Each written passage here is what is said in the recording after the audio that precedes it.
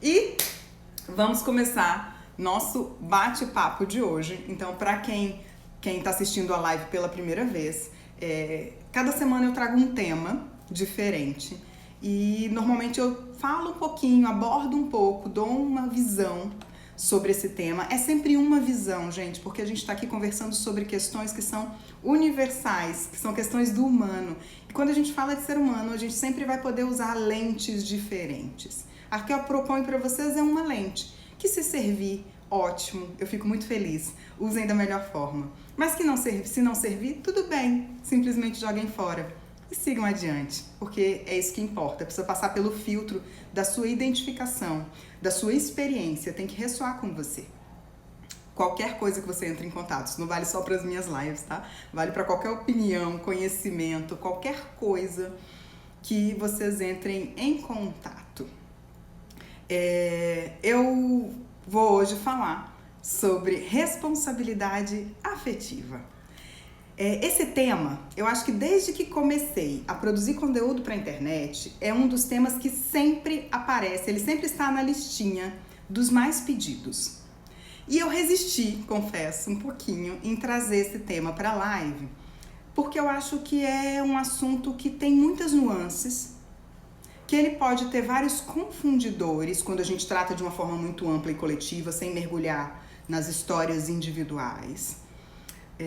Porque tem muitos detalhes que interferem nessa história e que talvez fosse complexo tratar isso de uma forma mais geral, que é como a gente faz nas lives, né, em relação aos temas. Por isso eu resisti um pouco a falar sobre responsabilidade afetiva, mas como ele permanece chegando e chegando e chegando, então eu falei, tudo bem, vamos falar um pouco sobre esse assunto. E uma outra dificuldade assim, que me fez repensar e pensar sobre isso começa pelo próprio termo. O termo já não me agrada muito, né? Responsabilidade afetiva é um nome que talvez possa nos levar a alguns equívocos de interpretação ou interpretações em benefício próprio. E faça pensar que se trata de assumirmos a responsabilidade pelo que o outro sente ou por atender às expectativas do outro a nosso respeito. E não se trata disso, muito pelo contrário.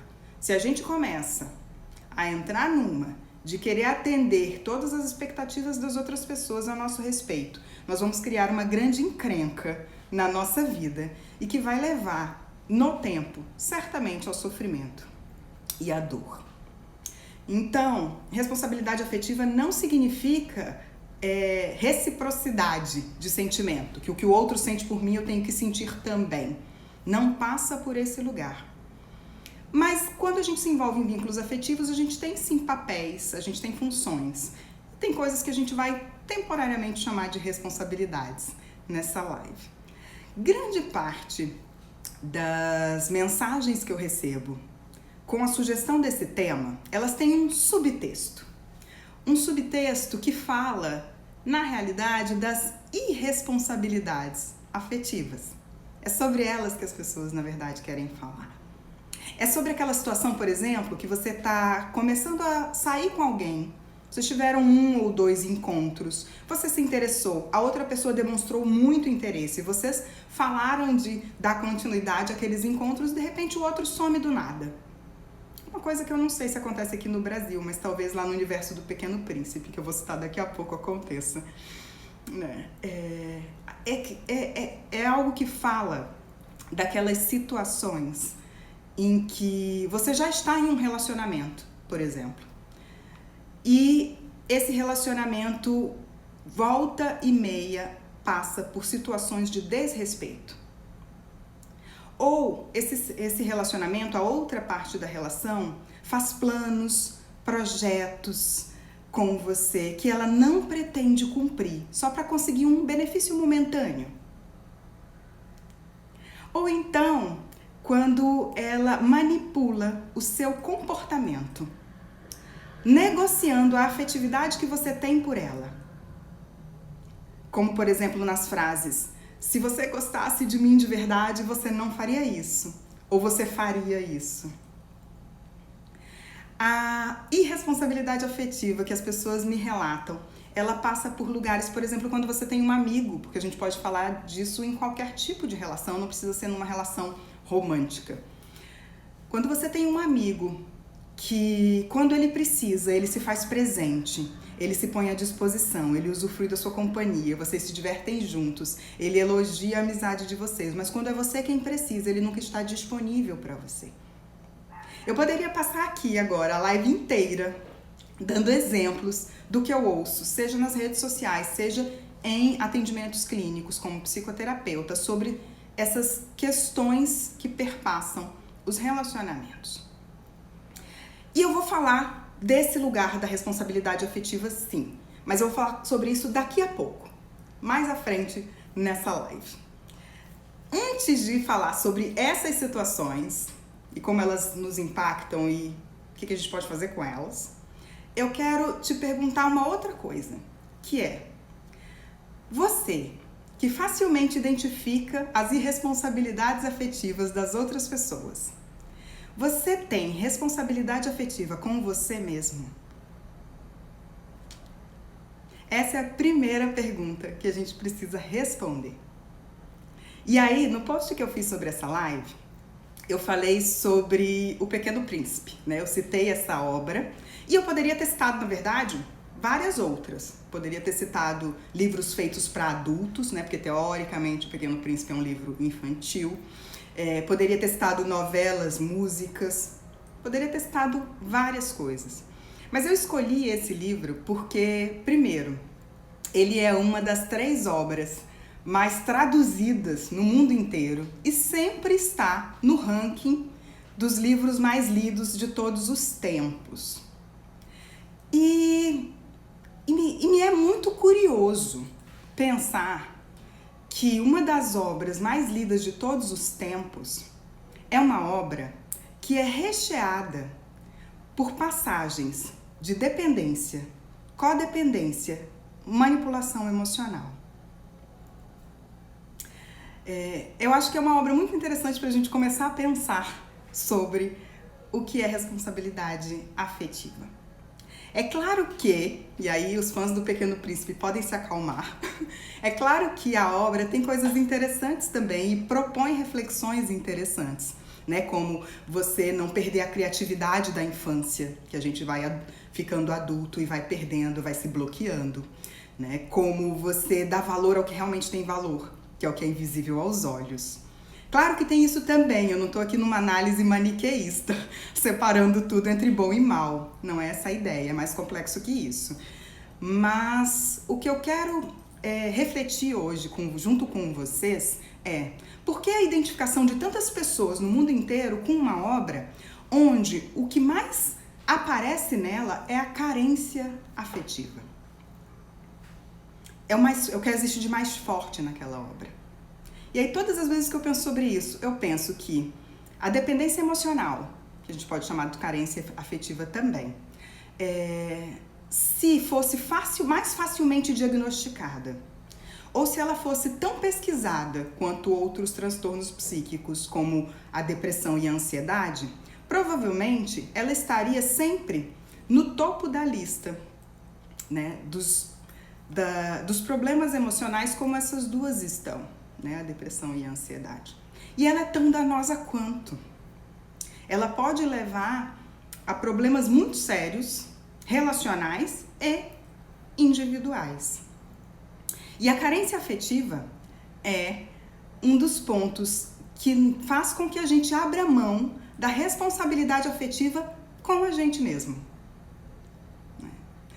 E quando a gente abre mão da responsabilidade afetiva com a gente mesmo, mais facilmente nós vamos nos envolver em relacionamentos, sejam eles de amizade, sejam eles afetivos, românticos, nós vamos nos permitir mais relacionamentos que o outro não tenha responsabilidade afetiva conosco. Então falemos do Pequeno Príncipe. A história, ela se passa no encontro entre um menininho, né, um pequeno príncipe que é originário de um planetinha super pequeno, onde ele tem ali alguns vulcões, E de repente nesse planetinha surge uma rosa, que essa rosa faz com que ele acredite que ela é única no universo. E ele fica encantado por essa rosa. Ele se apaixona por essa rosa, que no começo da história já se mostra bastante orgulhosa e manipuladora. A manipulação emocional que a Rosa faz com o Pequeno Príncipe faz com que ele atenda todas as suas necessidades. E o menininho fica dependente da Rosa, porque ele acha que essa Rosa é o que dá sentido à vidinha triste que ele tinha antes dela aparecer. E aí, por não aguentar mais a dependência emocional e a manipulação da Rosa, ele aproveita uma revoada de pássaros e foge.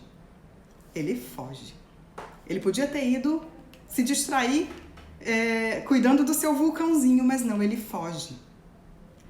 A fuga é um comportamento que a gente tem quando a gente se vê sem saída, em desespero. Então essa é a primeira situação. A gente está falando de um menino triste e desesperado.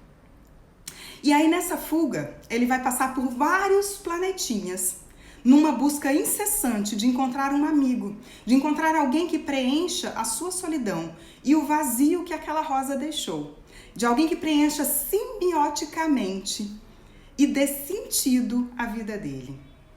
E aí ele passa por vários planetas onde ele encontra diferentes personagens, como o vaidoso, o rei, o bêbado, o homem de negócios. Só que, ao encontrar esses personagens, o príncipezinho vai chegando à conclusão que nenhum deles está à altura de ser seu amigo. Que todos eles têm defeitos. E aí ele passa e continua a sua busca. E aí a gente vê a primeira pontadinha da necessidade desse príncipe de se sentir especial. A gente vê por trás da figura inocente, daquela figurinha, que também é uma obra que reflete aí as angústias do autor, mas a gente não vai entrar nisso, porque o nosso objetivo aqui não é uma análise psicológica do Pequeno Príncipe, é falar dela do ponto de vista da responsabilidade afetiva. Mas isso também já começa a nos dar o que há por trás daquele menininho, que parece tão inocente e frágil, que tem uma certa arrogância. E aí, depois de passear por esses planetas, ele finalmente chega à Terra, onde ele encontra um aviador, igualmente solitário, que passou uma vida inteira sem ter com quem conversar, porque ele chegou à conclusão, depois de conversar com algumas pessoas, que todos os adultos só querem falar de negócios, brides e coisas chatas, e que não entendem a criatividade que é simbolizada na história pelo desenho, da jiboia que engole o elefante. E aí ele passa a esconder esse desejo de conversar sobre isso e se torna o adulto chato que ele próprio descreve, que até aí eu até concordo. Mas tem uma passagem que passa ali subliminar, que é todas as vezes que esse aviador encontra alguém que soa como lúdico, ele testa essa pessoa, mostrando seu desenho, para ver se ela está à altura de ser seu amigo. E aí ele chega à conclusão que ninguém está à altura de se relacionar com ele. Uma conclusão muito parecida que o príncipezinho chega depois de passear lá pelos mundos. E aí os dois se encontram. A história poderia acabar aí, Um que quer ter um amigo, um que não acredita mais nos amigos, e os dois se encontram, mas não.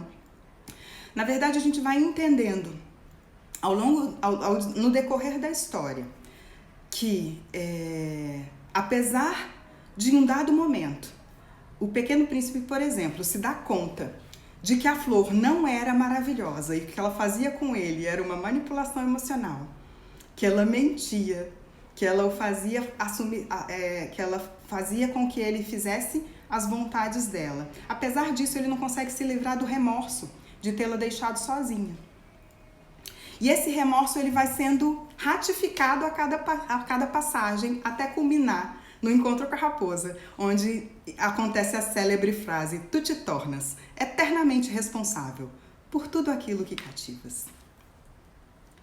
O príncipezinho, solitário, melancólico, triste, cheio de necessidade de que alguém preencha o seu universo particular, com um vazio existencial de falta de sentido, depois de toda essa trajetória, assume ainda a culpa de ter deixado a flor que o manipulava emocionalmente. E tudo isso, todo esse enredo, vai terminar no trágico fim, que é o suicídio do príncipezinho. Porque se você não se deu conta, esse livro termina com um suicídio. Metaforicamente ou não, não importa, simbolicamente ou não. Mas simbolicamente, gente, é o que acontece com a gente também. Um suicídio emocional. Quando a gente abre mão da nossa responsabilidade afetiva com a gente mesmo. Então, se você teve 1 ou 2 encontros com seu crush, e aí, depois disso, você já começou a montar o casamento, a pensar nos filhos, você não está tendo responsabilidade afetiva com você. Porque efetivamente você não conhece essa pessoa. Você está projetando nela as suas expectativas e a sua carência.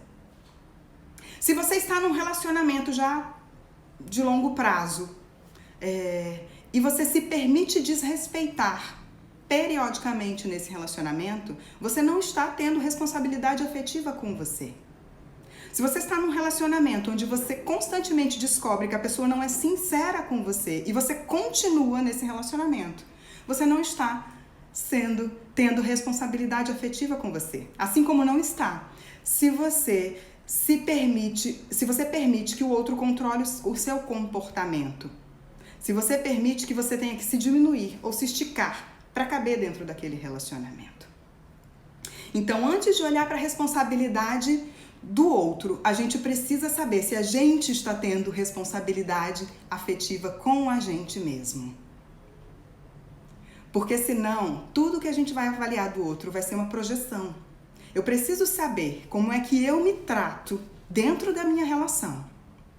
Para aí saber se como o outro me trata é adequado ou não. Porque senão eu não tenho parâmetro. E aí eu vou voltar agora lá para a história, que horas são, para não perder a hora, lá para a história das mensagens que eu recebo, né? Que é a outra parte da relação. É a pessoa que desaparece, é a pessoa que faz o desrespeito, que manipula o outro emocionalmente. E aí, com tudo isso que eu falei, essas pessoas podem agora pensar, então tá de boa, tá vendo? Eu tô aqui, o outro que tem que colocar o limite dele. Não tá de boa, não. Porque realmente o fato do outro não estar tendo responsabilidade afetiva com ele próprio não significa que você não precisa tê-lo. A grande questão é que a gente não pode confundir a responsabilidade afetiva com o outro atender às nossas expectativas.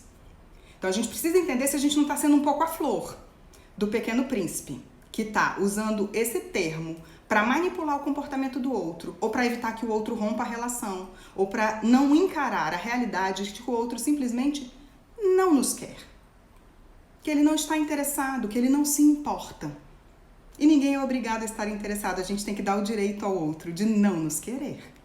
A gente tem que dar o direito ao outro, mesmo depois de estando dentro de um relacionamento, se modificar, porque todos nós nos modificamos a todo momento, e esse relacionamento não mais fazer sentido para ele. Não é o fato de querer sair de um relacionamento, não é o fato de não querer iniciar um relacionamento que diz da falta ou da presença de responsabilidade afetiva da outra pessoa, é o como ela faz isso que diz. Porque se eu tive 1 ou 2 encontros com você e de repente não rolou, não bateu pra mim, não era o que eu imaginava, nada precisa me obrigar a dar continuidade. Mas é muito mais honesto eu te informar isso. E aí talvez responsabilidade afetiva a gente pudesse transformar em outro nome, pudesse chamar de transparência afetiva. Porque tem a ver com transparência, tem a ver com empatia, tem a ver com você ter empatia com o que o outro está sentindo e ser transparente com o que você está sentindo. Não comunicar para o outro algo que você não está sentindo de verdade. Não verbalizar intenções que você não tem em mente que vá cumprir. Não fazer projetos e planos que você não tem a intenção de cumprir. Transparência na comunicação, que pode ser verbal ou não verbal, que pode ser atitudinal, Ou pode ser a não comunicação que você faz, é a transparência disso, é o quanto você deixa o outro ciente de qual é o seu momento dentro daquela relação, que vai dizer se você tem ou não responsabilidade afetiva com ela. Só que nem sempre isso é fácil, né, gente? Para muita gente é mais fácil desaparecer do que dizer para o outro, olha, tivemos 1 ou 2 encontros, mas não bateu para mim, vamos seguir como amigos se você quiser, ou se você não quiser eu vou entender também, cada um segue a sua vida, mas realmente não deu, não rolou. Dizer isso talvez não seja simples. E aí as pessoas fogem, igual o príncipezinho fugiu. E aí muita gente diz que esse fenômeno é um fenômeno das redes sociais, é um fenômeno agora das relações virtuais, que as relações ficaram um pouco mais superficiais, mas não é não, minha gente. Isso acontece desde sempre. No passado, antes das redes sociais, os maridos saíam para comprar cigarro e não voltavam. A gente está falando da mesma coisa. Então você não comunicar ao outro que para você aquela relação não tem uma continuidade, não é responsável. Embora seja mais difícil você chegar e falar, é menos covarde e desrespeitoso com o outro. No momento em que você quer sair de uma relação, você tem o direito de sair de uma relação. O como você deixa essa relação é que vai dizer da sua responsabilidade afetiva. É o como você comunica ao outro. Você ficar em uma relação que já não mais te interessa, fazendo o outro acreditar que está tudo bem, também é irresponsabilidade afetiva. E aí eu queria também que a gente pensasse o quanto que a gente comete essas irresponsabilidades. Como é que você reage quando alguém que está interessado em você e você não está interessado começa a puxar assunto? Você comunica isso? Você não comunica isso? Como é que você reage quando você precisa encerrar uma relação? Então, quando a gente pensa nesse tema, é importante lembrar que a gente não está falando de atender a expectativa do outro. A gente não está falando de que somos responsáveis pelo que o outro sente. Não, tu não te tornas eternamente responsável por tudo aquilo que cativas. Tu te tornas eternamente responsável por tudo aquilo que comunicas. Verbalmente ou não. Ou por aquilo que deixas de comunicar. Então, responsabilidade afetiva, quando a gente está falando dessa pessoa que está sendo irresponsável afetivamente na relação, tem a ver muito com transparência. Com deixar claro o que você sente nessa relação. Essas coisas podem acontecer de uma forma não intencional, né? Então, eu comecei essa relação, eu estava apaixonado, amei, fiquei com essa pessoa durante anos e aquela relação deixou de fazer sentido para mim em um dado momento. Isso não foi planejado. Essas coisas a gente não planeja, nós estamos falando do universo do sentir. Não dá para ter garantias. Aquela amizade que fazia muito sentido para mim, nós trocávamos informações, nós tínhamos os mesmos gostos, fazia muito sentido para mim há 10 anos atrás, talvez não faça mais hoje. Eu mudei, o outro mudou, talvez os nossos universos não se encontrem mais. Isso a gente não planeja. Estamos falando do universo do sentir. Não é planejado. É como a gente vai agir diante disso que faz toda a diferença. Agora, existe um outro caso, que são as pessoas que fazem intencionalmente. Que realmente fazem promessas, que fazem o outro acreditar que estão muito interessadas e fazem isso intencionalmente para conseguir um benefício momentâneo, né? Para conseguir aquela saída, e aí você diz coisas, promete coisas, abre portas dentro da outra pessoa, que depois você não vai ocupar. Nesses casos intencionais, a única coisa que eu tenho para te dizer é: busque tratamento. Só isso. E você que está do outro lado e que está vendo isso acontecer, tenha responsabilidade afetiva com você mesmo e coloque os seus limites. Certo? Então, temos um tempinho ainda? Temos tempo ainda, alguns minutos para a gente ver os comentários. Vamos ver o que vocês estão dizendo contribuindo, perguntando. Helder, o tempo aprisiona também. Isso é uma afirmação ou uma pergunta, Helder? O tempo aprisiona também é uma afirmação? Se for uma afirmação, eu diria que... Eu não sei se eu concordo com o aprisiona. Eu acho que o tempo faz com que as coisas criem raízes mais profundas. É uma afirmação, tá? Eu acho que o tempo faz com que as coisas criem raízes mais profundas.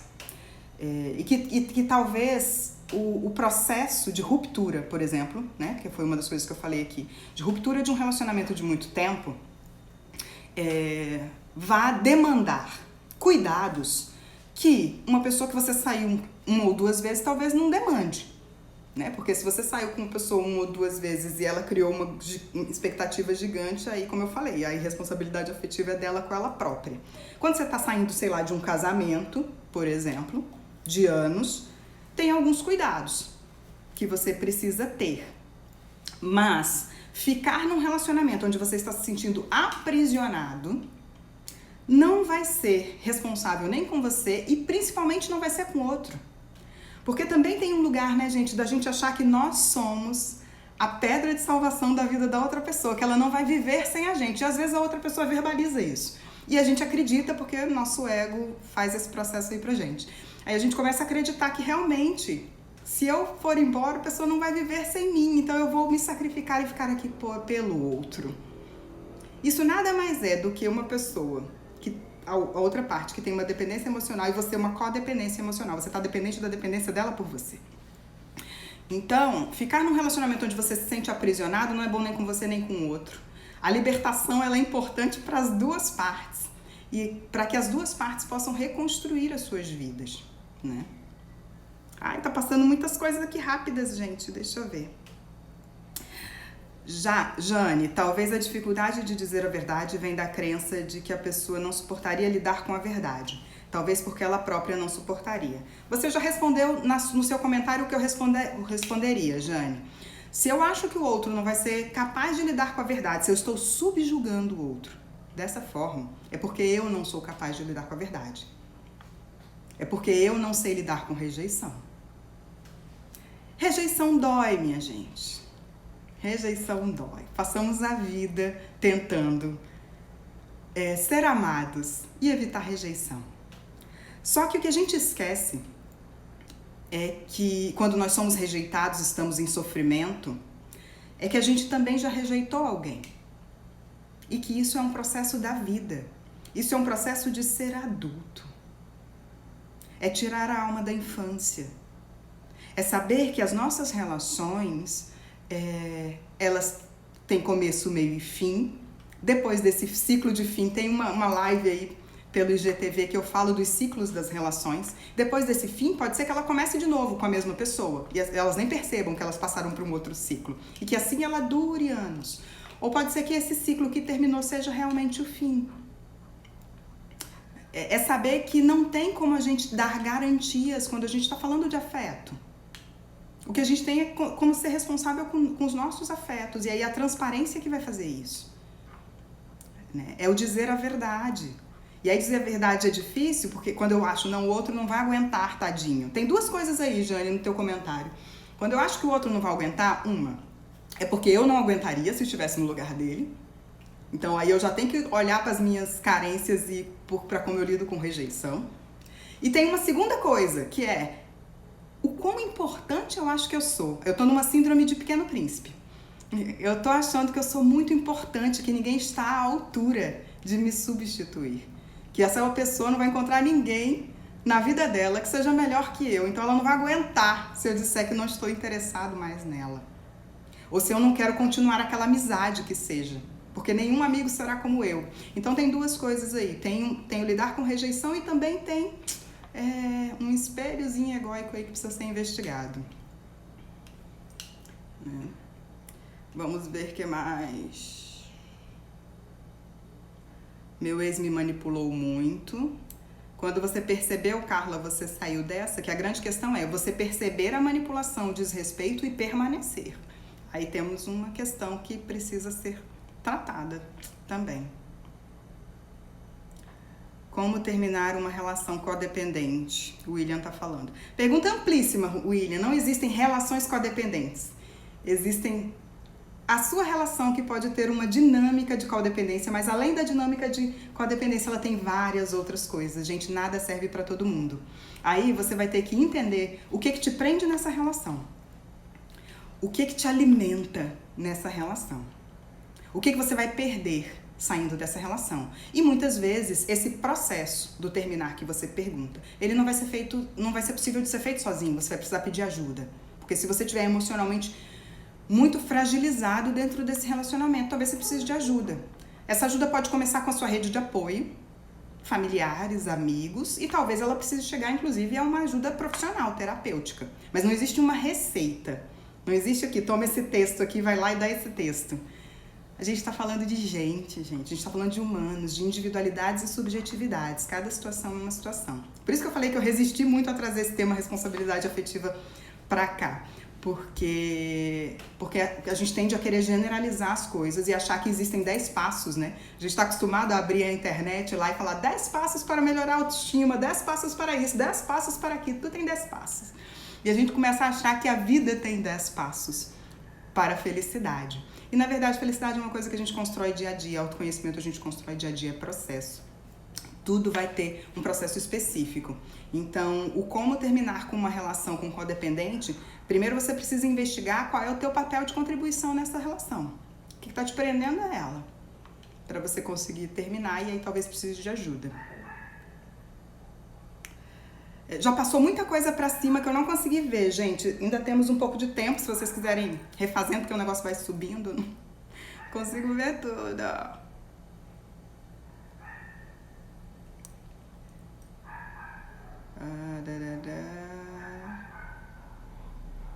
Tem pessoas falando de depressão, precisa mesmo de tratamento. Aí ele fez uma complementação. Quando terminar uma relação codependente, quando se gosta. E você gosta? E de você? Você gosta? Essa é a pergunta.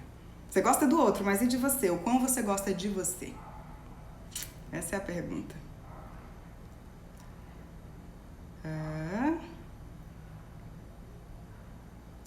Terapia, vamos lá. Já faço bike fix. Agora vou ter que botar os óculos, que é um comentário gigante. O Carpiner já falou que o Pequeno Príncipe tinha atitude de filho único mimado, uma vez que tudo na história diz respeito a ele. Como quando eu falei da procura do amigo, né? Que ele acha que ninguém está à altura dele para ser amigo dele, né? E assim como o aviador também acha. Então existe ali, naquela solidão também, um negar que ele não está aberto ao afeto. Ele não está nem um pouco interessado no outro. Né? Ele só está interessado em tapar um vazio de si próprio. Né?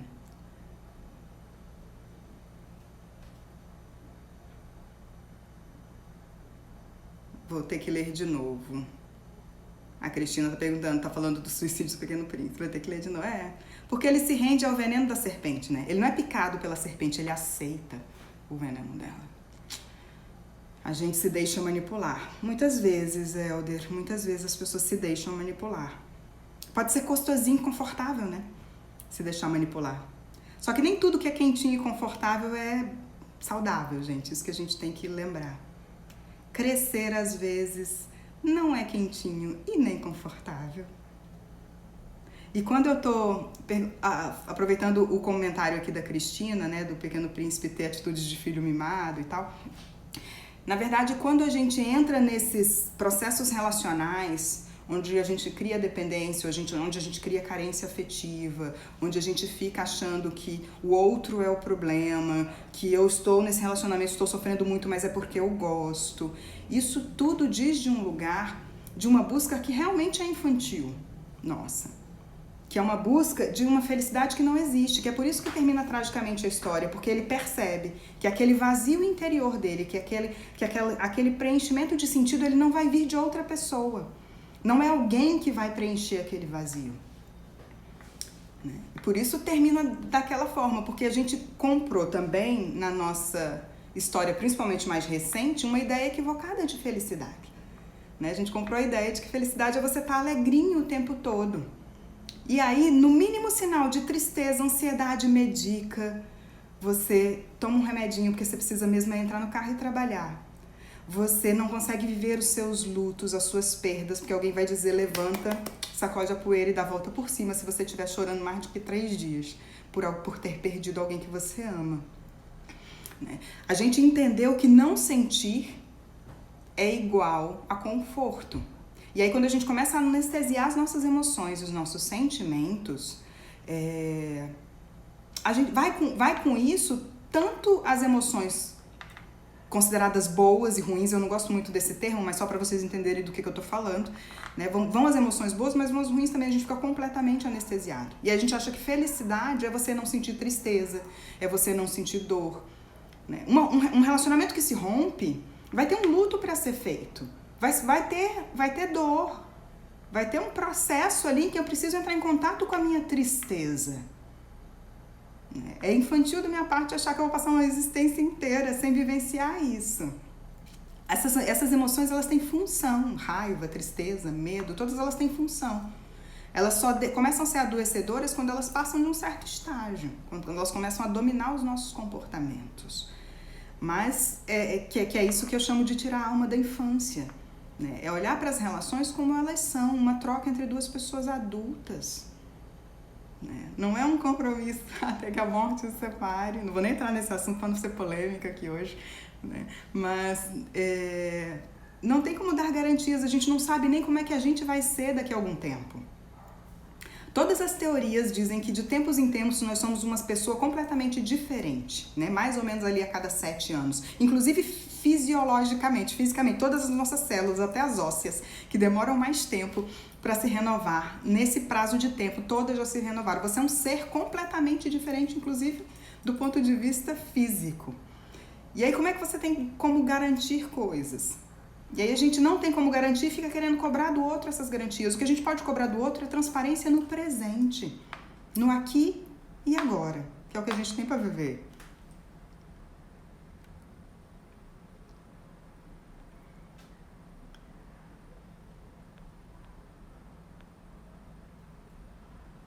O William tá falando que faz terapia, que bom.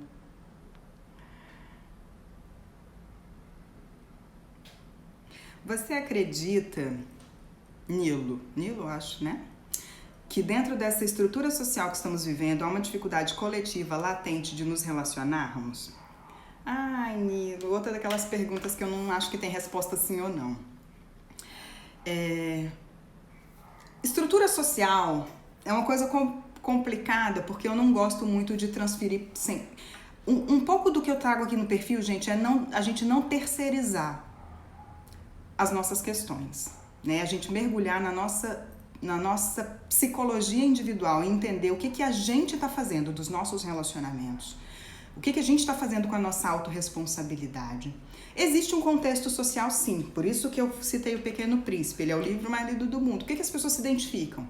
Porque a carência, como eu falei, a carência afetiva é alguma coisa que talvez esteja aí entre os principais transtornos emocionais.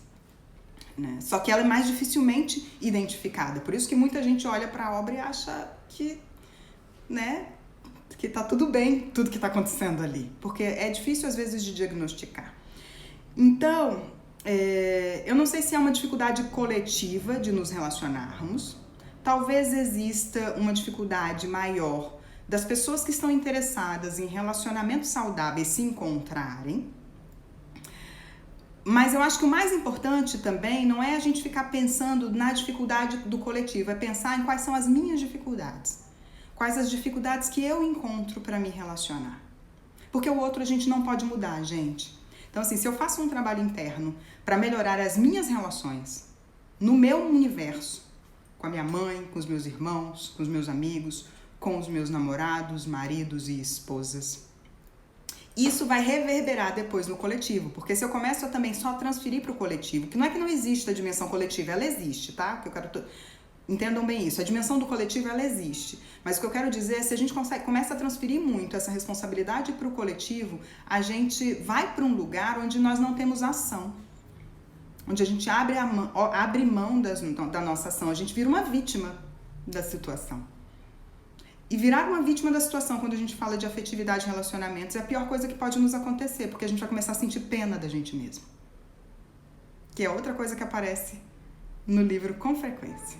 Né? Os personagens, e não só o Pequeno Príncipe, o rei, todo mundo ali é meio carente, né? O rei, o bêbado, o vaidoso, o homem de negócios, mas todos eles são meio carentes, mas todos eles sentem pena de si próprios.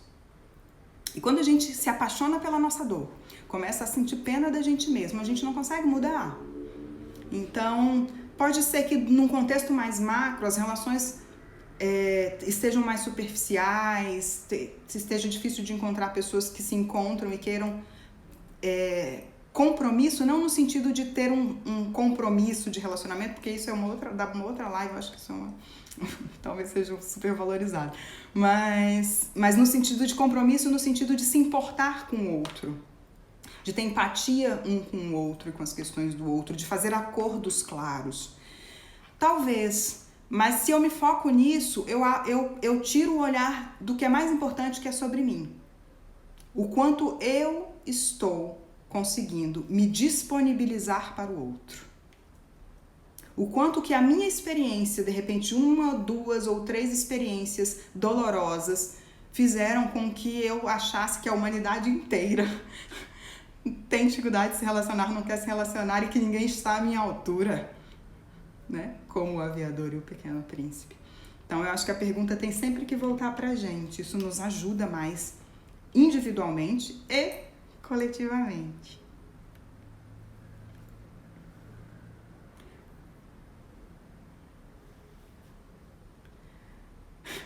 Totó fez uma pergunta. Quando alguém vive com 2 mulheres, ele ama as 2 ou não ama ninguém?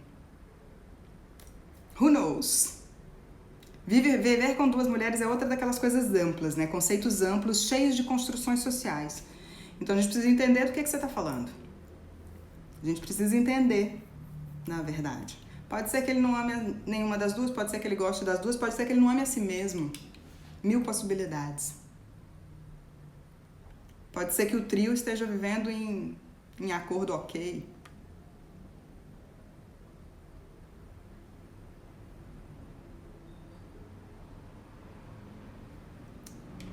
Concordo com tudo, consigo entender e perceber tudo o que disse, porém, também consigo perceber quão despreparadas as pessoas estão para isso. Érica, eu acho que talvez a grande função desses trabalhos, das lives, é dar vazão a essas conversas, né? É oferecer olhares para as outras pessoas. É partir do pressuposto que você pode compartilhar com o outro. Porque senão a gente cai de novo no julgamento lá do aviador. Lembra que eu falei que o aviador testava as pessoas com seu desenho para saber se elas estavam à altura dele, de serem suas amigas? Então, quando a gente acha que o outro não está preparado, que o problema está no outro, que tudo é o outro, a gente também cai num julgamento que a gente tira o olhar da gente e coloca no outro. Então a gente tem que começar a olhar um pouco mais pra gente. E a gente, o que a gente está fazendo para ajudar o outro a perceber melhor algumas coisas? Qual é o meu papel na novela? O que eu estou fazendo nesse processo?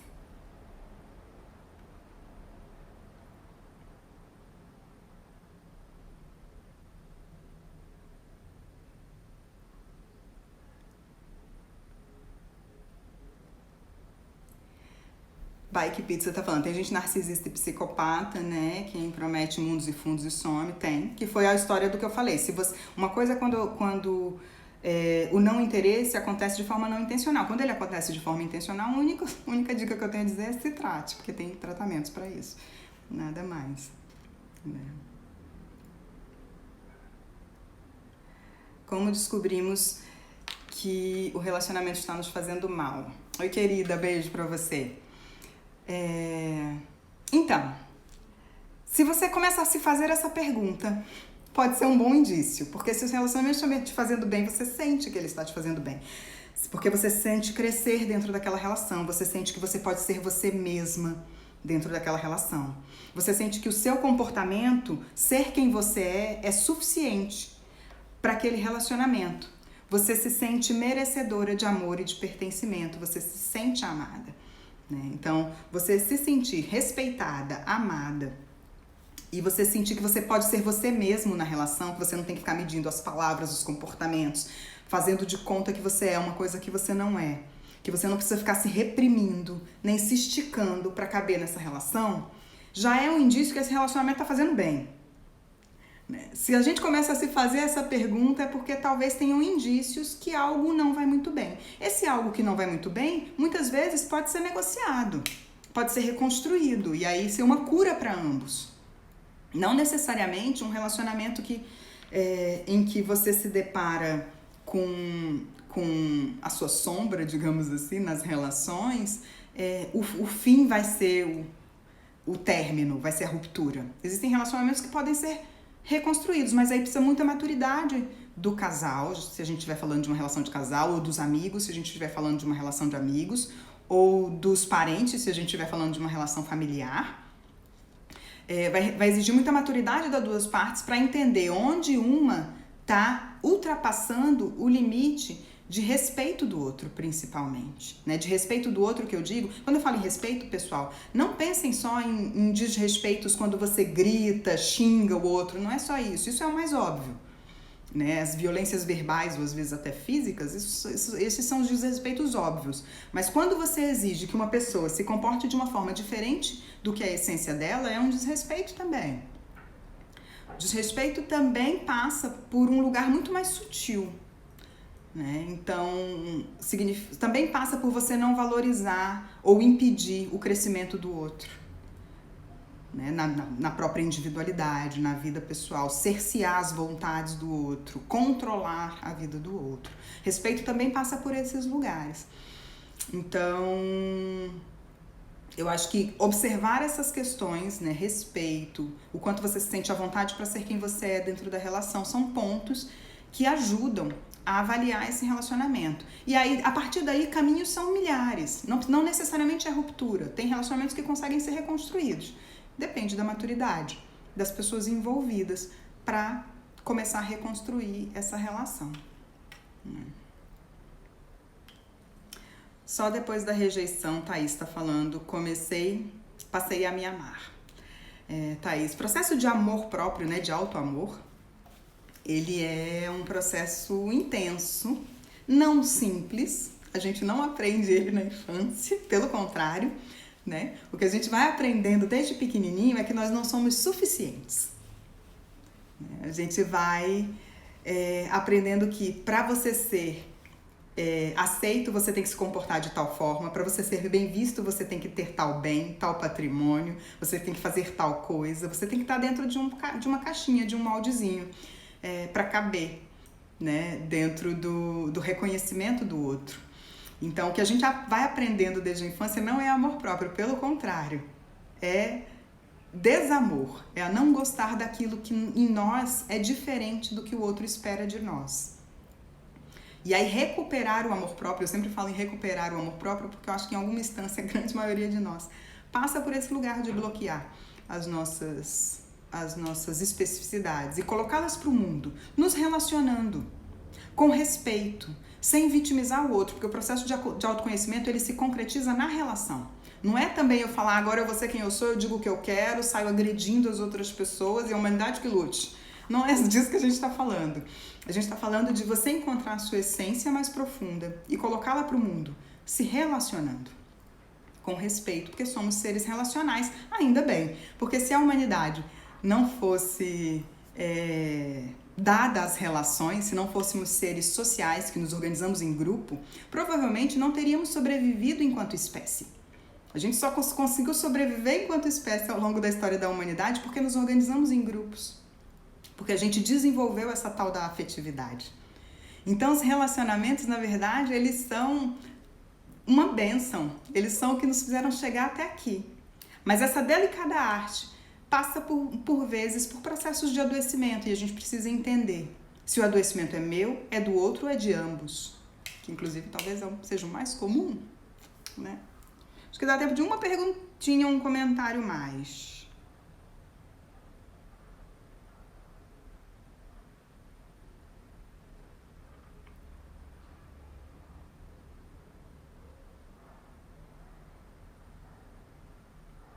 cortar um relacionamento de amizade onde após anos vinha perceber que havia uma permissão minha e a outra pessoa era altamente exigente. Acho que é uma afirmação, né, Gilda? Você deve ter cortado um relacionamento de amizade onde essa amizade ficou mais tóxica de alguma forma. Acho que talvez não tenha nenhuma pergunta aí, né?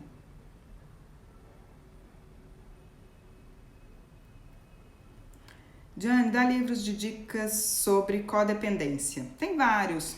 Lá no meu... Como é que é aquele negocinho que a gente põe dos stories, gente? Destaque? Lá no meu destaque tem algumas dicas de livros, deve ter algum de codependência, mas tem um livro que chama Codependência Emocional, o autor não vou lembrar agora. Depois eu pego ele, fotografo e faço um story pra vocês. É um livro sobre codependência. Tem um livro que chama Codependência Nunca Mais, que ele não é uma linguagem técnica psicológica, então é uma linguagem que pode funcionar muito bem para todas as pessoas, independente da formação, né? O Ciclo da Autossabotagem é um livro escrito por um terapeuta, por um psicólogo, mas é uma linguagem simples e possível para qualquer pessoa também ler. Também acaba abordando esse tema de alguma forma. Tá bom? Pessoal, o Instagram já me sinalizou aqui 1 minuto. Então eu acho que não vai dar tempo, talvez, de ler mais nada. Gostou muito com ótimos trabalhos.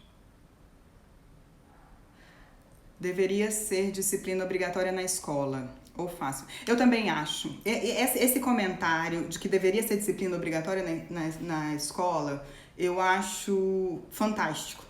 Porque é isso que eu penso. Todas as pessoas que convivem comigo, pacientes que eu atendo individualmente, ou pessoas, amigos, enfim, familiares, eu sempre falo isso, que eu tenho um sonho, não sei se vai dar para falar do meu sonho em 1 minuto.